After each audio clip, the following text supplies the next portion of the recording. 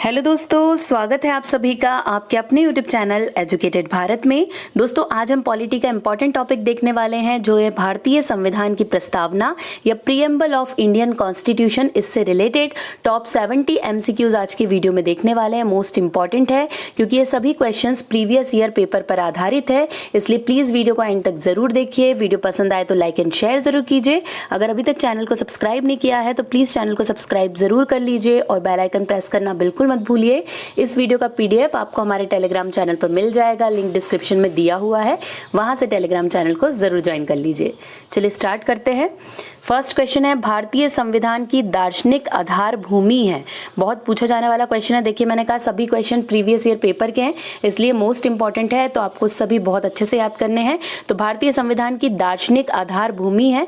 Correct answer हो जाएगा D, प्रस्तावना या प्रीएम्बल भारतीय संविधान की दार्शनिक आधार भूमि है। भारत के संविधान के दार्शनिक अभ्युपगम किस पर आधारित हैं? तो यहाँ पर करेक्ट आंसर हो जाएगा बी, पंडित नेहरू का उद्देश्य संकल्प। ठीक है, जो ऑब्जेक्टिव रिवॉल्यूशन था 1947 उस पर डिपेंडेंट है जितने भी भारतीय संविधान के दार्शनिक अभ्युपगम हैं। संविधान सभा में उद्देश्य प्रस्ताव निम्न में से किस एक के द्वारा प्रस्तुत किया गया था? बहुत पूछा जाने वाला क्वेश्चन है। करेक्ट आंसर यहाँ पर उसका हो जाएगा बी, पंडित जवाहरलाल नेहरू के द्वारा उद्देश्य प्रस्ताव पारित किया गया था। ठीक है, प्रस्तुत किया गया था किसके सामने? संविधान सभा के सामने। संविधान सभा में जवाहरलाल नेहरू द्वारा उद्देश्य प्रस्ताव कब प्रस्तुत किया गया था? देखिए, किसने प्रस्तुत किया, कब किया, ये सभी क्वेश्चन बहुत ज्यादा एग्जाम में पूछे जाते हैं। यहाँ पर करेक्ट आंसर हो जाएगा बी, दिसंबर 13, 1946। ठीक है, 13 दिसंबर 1946 1946 में जवाहरलाल नेहरू के द्वारा उद्देश्य प्रस्ताव प्रस्तुत किया गया था। भारत के संविधान में उद्देशिका का विचार लिया गया है, तो यहाँ पर करेक्ट आंसर हो जाएगा डी, यूएसए के संविधान से। ठीक है, जो उद्देशिका हमारी प्रस्तावना या प्रीएम्बल है उसका जो हमने विचार लिया है वो कहाँ से लिया है? तो हमने लिया है यूएसए के संविधान से। भारतीय संविधान का कौन सा भाग संविधान की आत्मा कहलाता है? मोस्ट इंपॉर्टेंट है। देखिए, करेक्ट आंसर क्या हो जाएगा? सी, उद्देशिका या जो हमारी प्रस्तावना हमारा प्रीएम्बल है वही भारतीय संविधान की आत्मा कहलाता है। प्रस्तावना में स्वतंत्रता, समानता और बंधुत्व शब्द किस देश के संविधान से लिए गए हैं? बहुत पूछा जाता है ये भी। सही आंसर हो जाएगा सी, फ्रांस के संविधान से लिए गए हैं। ये जो तीन इंपॉर्टेंट वर्ड है, स्वतंत्रता, समानता, बंधुत्व, ये शब्द कहाँ से लिए हमने? तो फ्रांस के संविधान से लिए हैं प्रस्तावना में। संविधान की प्रस्तावना प्रीएम्बल को भारत को निम्नलिखित में से किस रूप में घोषित किया गया है? संविधान की प्रस्तावना में भारत को निम्नलिखित में किस रूप में घोषित किया गया है? तो करेक्ट आंसर यहाँ पर हो जाएगा सी, एक प्रभु सत्ता संपन्न समाजवादी पंथनिरपेक्ष लोकतांत्रिक गणराज्य के रूप में भारतीय संविधान को या जो प्रस्तावना में भारत को ऐसे प्रस्तुत किया गया है। भारत के संविधान की उद्देशिका में निम्नलिखित शब्दावली जिस अनुक्रम में दी गई है वह है? तो करेक्ट आंसर हो जाएगा ए, संपूर्ण प्रभुत्व संपन्न समाजवादी पंथनिरपेक्ष लोकतंत्रात्मक गणराज्य इस रूप में दिया गया है। संविधान की उद्देशिका में भारत के लोग भारत को डैश बनाने हेतु दृढ़ संकल्पित है, तो करेक्ट आंसर हो जाएगा सी, भारत की जो उद्देशिका है उसमें भारत के लोग भारत को प्रभुत्व संपन्न समाजवादी पंथनिरपेक्ष लोकतंत्रात्मक गणराज्य बनाने हेतु दृढ़ संकल्पित है। देखिए, कितने तरीके से एक ही क्वेश्चन है लेकिन कितने तरीके से पूछा गया है, अलग अलग एग्जाम में पूछा गया है, इसलिए मोस्ट इंपॉर्टेंट है। हम टोटल 70 एमसीक्यूज देखने वाले हैं जो बार बार रिपीट हुए हैं, इसलिए आप वीडियो को एंड तक देखते रहिए। संविधान बनाते समय निम्नलिखित में से कौन सा आदर्श प्रस्तावना में शामिल नहीं किया गया था? तो करेक्ट आंसर होगा सी, समाजवादी। ठीक है, ये जो समाजवादी था, जब प्रस्तावना बनी थी उस टाइम पे जब संविधान बना था, जब प्रस्तावना लिखी गई थी तब ये जो समाजवादी वर्ड है ये उसमें शामिल नहीं किया गया था। उद्देशिका प्रस्तावना का संशोधन कितनी बार किया गया था? तो करेक्ट आंसर यहाँ पर हो जाएगा सी, सिर्फ एक बार। ठीक है, उद्देशिका का सिर्फ एक बार संशोधन किया गया है 1976 में। ठीक है, आपको याद रखना है, मोस्ट इंपॉर्टेंट है क्योंकि ये पूछा जाता है एग्जाम में। किस संवैधानिक संशोधन अधिनियम के तहत संविधान की प्रस्तावना को संशोधित किया गया था? तो करेक्ट आंसर यहाँ पर क्या हो जाएगा इसका? डी। ठीक है, 42वां 42वां जब संशोधन हुआ, अमेंडमेंट हुआ है 1976 में, तब जाके क्या किया गया था? प्रस्तावना को संशोधित किया गया था। और जो हमारा प्रियम्बल है उसमें सिर्फ एक बार ही संशोधन किया गया है। भारत के संविधान का 42वां संशोधन वर्ष डैश में अधिनियमित किया गया था? तो करेक्ट आंसर हो जाएगा बी, 1976 में। देखिए बहुत पूछा जाता है, जो 42वां संविधान संशोधन है इसे मिनी संविधान का नाम भी दिया गया है, इसलिए बहुत ज़्यादा पूछा जाता है किस वर्ष हुआ है, तो 1976 में हुआ है। और यही वो संशोधन है जिसमें हमारे प्रियम्बल में चेंजेस किए गए हैं। किस संवैधानिक संशोधन में भारतीय संविधान की प्रस्तावना में समाजवाद तथा धर्मनिरपेक्षता को जोड़ा गया था? तो करेक्ट आंसर हो जाएगा बी, 42वां संवैधानिक संशोधन, जिसमें क्या किया गया था? प्रस्तावना में समाजवाद और धर्मनिरपेक्षता जैसे वर्ड को जोड़ा गया था। निम्नलिखित में कौन से शब्द को 42वें संशोधन द्वारा संविधान की प्रस्तावना में नहीं जोड़ा गया है? तो यहाँ पर इसका करेक्ट आंसर हो जाएगा सी, समानता को नहीं जोड़ा गया, जबकि समाजवादी, अखंडता और धर्मनिरपेक्षता इन तीनों को 42वें संशोधन के द्वारा प्रस्तावना में जोड़ा गया है। 42वें संविधान संशोधन 1976 द्वारा प्रस्तावना में कौन सा शब्द जोड़ा गया है? तो देखिए यहाँ पर सी और डी दोनों करेक्ट हो जाएंगे। ठीक है, ये क्वेश्चन में क्योंकि धर्मनिरपेक्ष भी जोड़ा गया है और समाजवाद भी जोड़ा गया है, तो सी और डी दोनों ही यहाँ पर करेक्ट हो जाते हैं।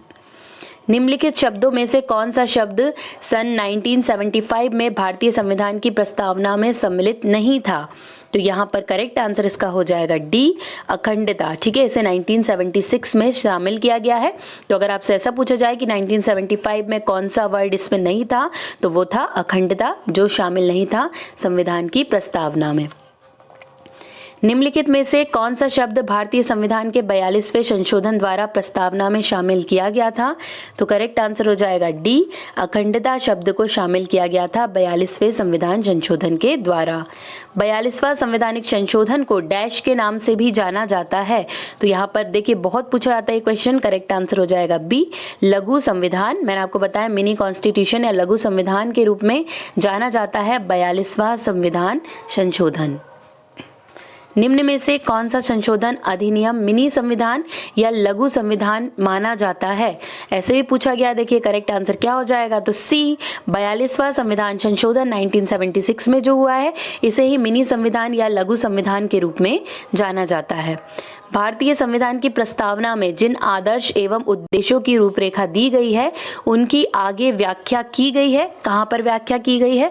तो करेक्ट आंसर इसका हो जाएगा सी, मूल अधिकारों, राज्य के नीति निर्देशक सिद्धांतों एवं मौलिक कर्तव्यों के अध्यायों में उनकी व्याख्या की गई है। मोस्ट इंपॉर्टेंट क्वेश्चन, देखिए कई बार रिपीटेड क्वेश्चन है ये भी, तो आपको याद रखना है। सभी व्यक्ति पूर्णतः और समान रूप से मानव है, ये सिद्धांत जाना जाता है, किस रूप में जाना जाता है ये? तो करेक्ट आंसर क्या हो जाएगा इसका? ए, सार्वभौमिकता। ठीक है, किसका सिद्धांत है ये? सार्वभौमिकता सिद्धांत है कि सभी व्यक्ति पूर्णतः और समान रूप से मानव है। भारत में लौकिक सार्वभौमिकता है क्योंकि संविधान की प्रस्तावना आरंभ होती है, किससे आरंभ होती है? तो करेक्ट आंसर हो जाएगा डी, हम भारत के लोग शब्दों में। ठीक है, हम भारत के लोग से स्टार्ट होती है हमारी प्रस्तावना। कई बार सिर्फ इतना पूछ लिया जाता है कि हमारी प्रस्तावना के शुरुआती वर्ड्स कौन से हैं, तो हम भारत के लोग से स्टार्ट होती है हमारी प्रियम्बल या प्रस्तावना। भारत में राजनीतिक सत्ता का प्रमुख स्रोत कौन है? तो करेक्ट आंसर यहाँ पर हो जाएगा ए, जनता। ठीक है, भारत में राजनीतिक सत्ता का प्रमुख है हमारी जनता। लोकतंत्र का तात्पर्य है कि सार्वभौम सत्ता डैश के हाथ में होती है। किसके हाथ में होती है? तो करेक्ट आंसर हो जाएगा बी, लोग के। ठीक है, जो लोग होते हैं, लोकतंत्र का तात्पर्य ये होता है कि जो सार्वभौम सत्ता है वो लोगों के हाथों में होती है। देखिए इस तरह के क्वेश्चन बहुत पूछे जाते हैं पॉलिटी में, और अगर प्रियम्बल से क्वेश्चन आ रहे हैं तो फिर पक्के में ये क्वेश्चन पूछे जाते हैं, तो आपको याद रखना है। निम्नलिखित में से कौन भारत को धर्मनिरपेक्ष राज्य वर्णित करता है? तो यहाँ पर करेक्ट आंसर क्या होगा इसका? बी, भारत की जो संविधान की प्रस्तावना है, ठीक है, भारतीय संविधान की प्रस्तावना भारत को धर्मनिरपेक्ष राज्य वर्णित करती है। निम्न में से किसे पंथ निरपेक्ष राज्य कहा जाएगा? तो करेक्ट आंसर यहाँ पर इसका हो जाएगा सी, वह राज्य जिसका कोई धर्म ना हो और जो धर्म के आधार पर भेदभाव ना करता हो वो पंथ निरपेक्ष राज्य कहलाता है। ठीक है, तो मोस्ट इंपॉर्टेंट है, देखिए पूछा जाता है एक पंथ निरपेक्ष राज्य, तो सही आंसर यहाँ पर हो जाएगा डी, धर्मों के प्रति तटस्थ रहता है। ठीक है, एक पंथ निरपेक्ष राज्य। नेक्स्ट, भारत के संदर्भ में निम्न में से कौन धर्मनिरपेक्ष शब्द का सही भाव व्यक्त करता है? कई सारे क्वेश्चन पूछे जाते हैं। देखिए जो 3 नए वर्ड जुड़े थे 1976 में प्रीएम्बल में, उससे रिलेटेड क्वेश्चन एग्जाम में बहुत बनता है, तो आपको सभी क्वेश्चन करने हैं। यहाँ पर करेक्ट आंसर हो जाएगा डी, धर्मनिरपेक्ष शब्द का सही भाव व्यक्त करता है। तो भारत में राज्य का कोई धर्म नहीं है, ये सबसे अच्छी व्याख्या करता है भारत में धर्मनिरपेक्ष शब्द की। भारत एक धर्मनिरपेक्ष राज्य है, यह निम्न में से किस वाक्यांश में व्यक्त है? तो करेक्ट आंसर यहाँ पर हो जाएगा डी, आस्था और पूजा की स्वतंत्रता। इसमें ये वाक्यांश व्यक्त है कि भारत एक धर्मनिरपेक्ष राज्य है। भारत के संविधान की उद्देशिका में कितने प्रकार के न्याय की व्यवस्था की गई है? मोस्ट इंपॉर्टेंट है ये, तो यहाँ पर करेक्ट आंसर क्या हो जाएगा इसका? तो करेक्ट आंसर है बी, 3 प्रकार के। अब आप मुझे कमेंट करके फटाफट बता दीजिए कि कौन से 3 प्रकार के न्याय की व्यवस्था की गई है भारतीय संविधान की जो प्रीएम्बल है, प्रस्तावना है उसमें। भारतीय संविधान की प्रस्तावना में प्रयुक्त न्याय शब्द अभिव्यक्त करता है, तो यहाँ पर करेक्ट आंसर क्या हो जाएगा इसका? तो करेक्ट आंसर है डी। देखिए आपको बताने की जरूरत ही नहीं है, यहीं पे पता चल गया कि सामाजिक, आर्थिक और राजनीतिक न्याय, ये 3 चीजों को अभिव्यक्त करती है भारतीय संविधान की प्रस्तावना। यहाँ पे 3 न्याय दिए गए हैं, सामाजिक न्याय, आर्थिक न्याय और राजनीतिक न्याय। देखिए कहीं भी धार्मिक न्याय की बात नहीं की गई है, हमसे यही क्वेश्चन एग्जाम में पूछा जाता है और कंफ्यूज किया जाता है, इसलिए आपको ये याद रखना है। न्याय में सम्मिलित सभी पक्ष सामाजिक, आर्थिक और राजनीतिक भारतीय संविधान में किस देश से ग्रहण किए गए हैं? तो करेक्ट आंसर हो जाएगा बी, रूस या रशिया से हमने क्या लिया है? न्याय लिए हैं। जो 3 प्रकार के न्याय हमारे संविधान की प्रस्तावना में है, सामाजिक, आर्थिक, राजनीतिक, ये हमने रूस के संविधान से लिए हैं। निम्नलिखित में से कौन भारतीय संविधान की प्रस्तावना में उल्लेखित नहीं है? तो करेक्ट आंसर यहाँ पर इसका हो जाएगा डी, धार्मिक न्याय। ठीक है, धार्मिक न्याय उल्लेखित नहीं है संविधान की प्रस्तावना में। भारत के संविधान के उद्देश्यों में से एक के रूप में आर्थिक न्याय का किसमें उपबंध किया गया है? तो करेक्ट आंसर यहाँ पर हो जाएगा बी, उद्देशिका और राज्य के नीति निर्देशक तत्व में आर्थिक न्याय का उपबंध किया गया है। देखिए सभी मोस्ट इंपॉर्टेंट क्वेश्चन है, बार बार पूछे गए हैं, आपको याद रखने हैं। भारतीय संविधान की प्रस्तावना में निम्नलिखित में से किस स्वतंत्रता का वर्णन नहीं है? मोस्ट इंपॉर्टेंट, करेक्ट आंसर यहाँ पर हो जाएगा डी, आर्थिक स्वतंत्रता का वर्णन नहीं करता है भारतीय संविधान की जो प्रस्तावना है वो आर्थिक, जबकि विचार की स्वतंत्रता, विचार प्रकट करने की स्वतंत्रता, विश्वास की स्वतंत्रता, ये सभी है, लेकिन आर्थिक स्वतंत्रता का वर्णन नहीं करती है भारतीय संविधान की प्रस्तावना। निम्नलिखित उद्देश्यों में से कौन सा एक भारत के संविधान की उद्देशिका में सन्निविष्ट नहीं है? तो करेक्ट आंसर यहाँ पर इसका होगा बी, आर्थिक स्वतंत्रता। देखिए इस तरीके से भी क्वेश्चन पूछा गया है, तो आपको याद रखना है। भारत के संविधान की उद्देशिका में निम्नलिखित में से किसका उल्लेख नहीं है? करेक्ट आंसर हो जाएगा यहाँ पर इसका ए, सामाजिक समानता। ठीक है, इसका उल्लेख नहीं किया गया है भारत के संविधान की उद्देशिका में, जबकि व्यक्ति की गरिमा, प्रतिष्ठा की समानता, राष्ट्र की अखंडता, इसका उल्लेख किया गया है, लेकिन सामाजिक समानता का उल्लेख भारत की जो संविधान की उद्देशिका है उसमें नहीं किया गया है। निम्नलिखित में से कौन सा शब्द भारतीय संविधान की प्रस्तावना में नहीं है? तो करेक्ट आंसर हो जाएगा डी, लोकतांत्रिक सरकार। ठीक है, लोकतांत्रिक सरकार भारतीय संविधान की प्रस्तावना में वर्णित नहीं है। समाजवाद निम्न में से क्या प्राप्त करने में सफल रहता है? तो यहाँ पर करेक्ट आंसर इसका क्या हो जाएगा? तो करेक्ट आंसर है डी, समाज में अधिकतम सामाजिक कल्याण। ये समाजवाद है जो प्राप्त करने में सफल रहता है। भारत में निम्नलिखित में से समाजवाद के किस रूप को अपनाया गया है? बहुत पूछा जाने वाला क्वेश्चन है, तो करेक्ट आंसर हो जाएगा डी, लोकतांत्रिक समाजवाद को अपनाया गया है। भारत के जो प्रस्तावना है या जो समाजवाद वर्ड प्रस्तावना में लिया गया है उसमें कौन सा रूप अपनाया गया है? तो लोकतांत्रिक समाजवाद के रूप को अपनाया गया है। संविधान के अंतर्गत भारतीय लोकतंत्र के आदर्शों को हम कहाँ देख सकते हैं? करेक्ट आंसर हो जाएगा ए, प्रियम्बल या प्रस्तावना में हम भारतीय लोकतंत्र के आदर्शों को देख सकते हैं। भारत में लोकतंत्र का कौन सा स्वरूप प्रचलित है? करेक्ट आंसर हो जाएगा बी, अप्रत्यक्ष लोकतंत्र। ठीक है, मोस्ट इंपॉर्टेंट आपको याद रखना है, भारत में लोकतंत्र का कौन सा स्वरूप प्रचलित है? तो यह है अप्रत्यक्ष लोकतंत्र। नागरिकता समता का आशय है, नागरिक समता का आशय है, तो करेक्ट आंसर यहाँ पर हो जाएगा ए, कानून के समक्ष समता। ठीक है, मतलब कानून के आगे सभी समान है, यही होती है नागरिक समता। नेक्स्ट, निम्नलिखित में से कौन सा एक भारतीय संविधान का दर्शन नहीं है? तो करेक्ट आंसर यहाँ पर इसका हो जाएगा डी, साम्यवादी राज्य। ठीक है, ये भारतीय संविधान का दर्शन नहीं है, जबकि कल्याणकारी राज, समाजवादी राज, राजनीतिक समानता, ये सभी भारतीय संविधान के दर्शन है, जबकि साम्यवादी राज नहीं है। भारतीय संविधान ने भारत को निम्नलिखित में से डैश को छोड़कर बाकी सभी होना घोषित किया है। तो यहाँ पर करेक्ट आंसर इसका क्या हो जाएगा? ए, साम्यवादी। ठीक है, भारतीय संविधान ने भारत को साम्यवादी को छोड़कर बाकी सभी होना घोषित किया है। निम्नलिखित में से कौन सा शब्द भारत के संविधान की उद्देशिका में नहीं है?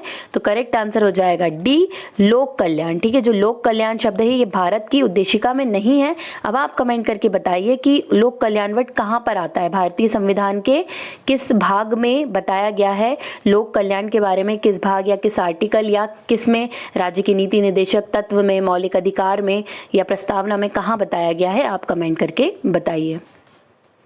भारतीय संविधान की प्रस्तावना में निम्नलिखित में से किस अभिव्यक्ति का प्रयोग नहीं किया गया है? तो करेक्ट आंसर यहाँ पर हो जाएगा डी, संघीय या संघात्मक। इस अभिव्यक्ति का प्रयोग भारत की प्रस्तावना में, भारतीय संविधान की जो प्रस्तावना है उसमें नहीं किया गया है। निम्नलिखित में से कौन सा शब्द भारतीय संविधान की प्रस्तावना का भाग नहीं है? करेक्ट आंसर हो जाएगा बी, राजनीतिक। ठीक है, जो राजनीतिक है वो भारतीय संविधान की प्रस्तावना का भाग नहीं है। निम्नलिखित में से कौन सा शब्द भारतीय संविधान की प्रस्तावना में प्रयुक्त नहीं हुआ है? करेक्ट आंसर हो जाएगा ए, उदारवादी। ठीक है, उदारवादी शब्द भारतीय संविधान की प्रस्तावना में प्रयुक्त नहीं हुआ है। निम्नलिखित में से कौन सा शब्द भारतीय संविधान की प्रस्तावना में नहीं है? तो करेक्ट आंसर क्या होगा यहाँ पर? करेक्ट आंसर हो जाएगा सी, संघीय शब्द कहीं भी भारत की प्रस्तावना में उल्लेखित नहीं किया गया है। निम्नलिखित में से कौन सा विशेषण संविधान की प्रस्तावना का अंग नहीं है? देखिए किस तरीके से क्वेश्चन पूछा जाता है। करेक्ट आंसर हो जाएगा सी, सहिष्णु वर्ड कहीं भी, ठीक है, भारतीय प्रस्तावना का अंग नहीं रहा है, ये आपको याद रखना है। हमारे संविधान की प्रस्तावना में उल्लेख नहीं है, किसका उल्लेख नहीं है? तो करेक्ट आंसर होगा डी, वयस्क मत अधिकार का उल्लेख हमारे संविधान की प्रस्तावना में नहीं किया गया है। भारतीय संविधान में संघीय शब्द, तो करेक्ट आंसर होगा डी, कहीं भी प्रयुक्त नहीं हुआ है। ठीक है, भारतीय संविधान में संघीय शब्द का प्रयोग कहीं भी नहीं किया गया है। भारतीय संघवाद को संविधान में वर्णित किया गया है, तो करेक्ट आंसर यहाँ पर इसका हो जाएगा बी, राज्यों का एक यूनियन के रूप में भारतीय संघवाद को वर्णित किया गया है। मोस्ट इंपॉर्टेंट क्वेश्चन है, देखिए पूछा गया है, बार बार आपको याद रखना है। संविधान के निर्माताओं के मनोभाव, मत और आदर्श प्रतिबिंबित होते हैं, तो करेक्ट आंसर हो जाएगा सी, उद्देशिका में। ठीक है, हमारी प्रस्तावना, हमारे प्रियम्बल में संविधान के निर्माताओं के जो मनोभाव हैं, मत हैं, आदर्श हैं, वो सभी प्रतिबिंबित होते हैं। प्रस्तावना की कौन सी विशेषता में कहा गया है कि किसी भी सह नागरिक के साथ गौण व्यवहार नहीं करना चाहिए? तो करेक्ट आंसर यहाँ पर इसका हो जाएगा डी, भाईचारा। ठीक है, जो भाईचारा वर्ड है उसमें ये कहा गया है किसी भी सह नागरिक के साथ गौण व्यवहार नहीं करना चाहिए। नेक्स्ट, भारत को एक गणराज्य मुख्य रूप से इसलिए माना जाता है क्योंकि, तो करेक्ट आंसर होगा ए, राज्य अध्यक्ष का चुनाव होता है। ठीक है, गणराज्य इसलिए कहा जाता है क्योंकि यहाँ पे जो राज्य अध्यक्ष है उसका चुनाव किया जाता है, उसे हम इलेक्ट करके लेकर आते हैं। संविधान में हमारे राष्ट्र का उल्लेख किस किन नामों से किया गया है? तो करेक्ट आंसर यहाँ पर हो जाएगा ए, भारत और इंडिया। ठीक है, हमारा जो संविधान है उसमें हमारे देश को दो नाम से पुकारा गया है, एक तो भारत और दूसरा क्या? दूसरा इंडिया। ठीक है, आपको याद रखना है, इसके अलावा और कोई नाम नहीं दिए गए हैं। 26 जनवरी 1950 को भारतीय गणतंत्र की सही संवैधानिक स्थिति क्या थी? तो करेक्ट आंसर होगा बी, संपूर्ण प्रभुत्व संपन्न लोकतंत्रात्मक गणराज्य। ये 1950 में भारतीय गणराज्य की सही संवैधानिक स्थिति थी। निम्नलिखित में से कौन सा कथन असत्य है? तो करेक्ट आंसर होगा डी, संविधान की उद्देशिका का कोई महत्व नहीं है, ये संविधान के परिचय से अधिक कुछ नहीं है। तो ये जो पॉइंट है ये असत्य है, आपको याद रखना है, क्योंकि जो प्रियम्बल है वो बहुत ज़्यादा महत्व रखती है। प्रस्तावना संविधान का भाग है या प्रेक्षण उच्चतम न्यायालय द्वारा निम्नलिखित में से किस प्रकरण में अभी निर्धारित किया गया है? मोस्ट इंपॉर्टेंट है, कई बार पूछा जाता है कि प्रस्तावना संविधान का अंग है, ये सुप्रीम कोर्ट के किस केस के द्वारा डिसाइड किया गया था? तो करेक्ट आंसर यहाँ पर हो जाएगा ए, केशवानंद भारती विरुद्ध केरल राज्य। इस केस में ये माना गया था कि प्रस्तावना संविधान का भाग है। नेक्स्ट, निम्नलिखित विवादों में से किसमें सर्वोच्च न्यायालय ने प्रस्तावना को भारतीय संविधान की मौलिक संरचना का भाग स्वीकार किया? तो करेक्ट आंसर क्या हो जाएगा यहाँ पे? करेक्ट आंसर है डी, केशवानंद भारती विवाद। ठीक है, याद रखना है, देखिए कितने तरीके से यही क्वेश्चन पूछा गया है। निम्नलिखित में से किस वाद में उच्चतम न्यायालय ने धारणा प्रस्तुत की उद्देशिका संविधान का भाग है? तो करेक्ट आंसर यहाँ पर भी क्या होगा? इसका करेक्ट आंसर हो जाएगा सी, बोमई बनाम यूनियन ऑफ इंडिया, जिसमें उच्चतम न्यायालय ने धारणा प्रस्तुत की थी कि उद्देशिका संविधान का भाग है। तो करेक्ट आंसर क्या हो जाएगा? इसका सी हो जाएगा, मोस्ट इंपॉर्टेंट है। नेक्स्ट, संविधान की प्रस्तावना दीर्घकालिक सपनों का विचार है, निम्न में से ये कथन किसका है? देखिए बहुत ज़्यादा स्टेटमेंट वाले क्वेश्चन पूछे जाते हैं। करेक्ट आंसर हो जाएगा सी, के एम मुंशी के द्वारा ये कहा गया है कि संविधान की प्रस्तावना दीर्घकालिक सपनों का विचार है। नेक्स्ट, राजनीतिक लोकतंत्र कब तक स्थायी नहीं बन सकता? जब तक कि उसके मूल्यों का सामाजिक लोकतंत्र नहीं हो। उक्त कथन किसका है? तो यहाँ पर करेक्ट आंसर इसका हो जाएगा डी, सरदार वल्लभ भाई पटेल के द्वारा ये कथन कहा गया था। निम्नलिखित में से किसने भारतीय संविधान की प्रस्तावना को हमारे संप्रभु प्रजातांत्रिक गणतंत्र की जन्म कुंडली कहा? तो करेक्ट आंसर यहाँ पर हो जाएगा बी, वल्लभ भाई पटेल के द्वारा भारतीय संविधान की प्रस्तावना को हमारे संप्रभु प्रजातांत्रिक गणतंत्र की जन्म कुंडली कहा है। किसने भारतीय संविधान की प्रस्तावना उद्देशिका को भारतीय संविधान की राजनीतिक कुंडली के रूप में वर्णित किया है? तो करेक्ट आंसर यहाँ पर इसका क्या हो जाएगा दोस्तों? करेक्ट आंसर इसका हो जाएगा सी, कन्हैयालाल माणिकलाल मुंशी के द्वारा। ठीक है, के एम मुंशी या कन्हैयालाल माणिकलाल मुंशी के द्वारा वर्णित किया गया है। अब बारी है लास्ट क्वेश्चन की।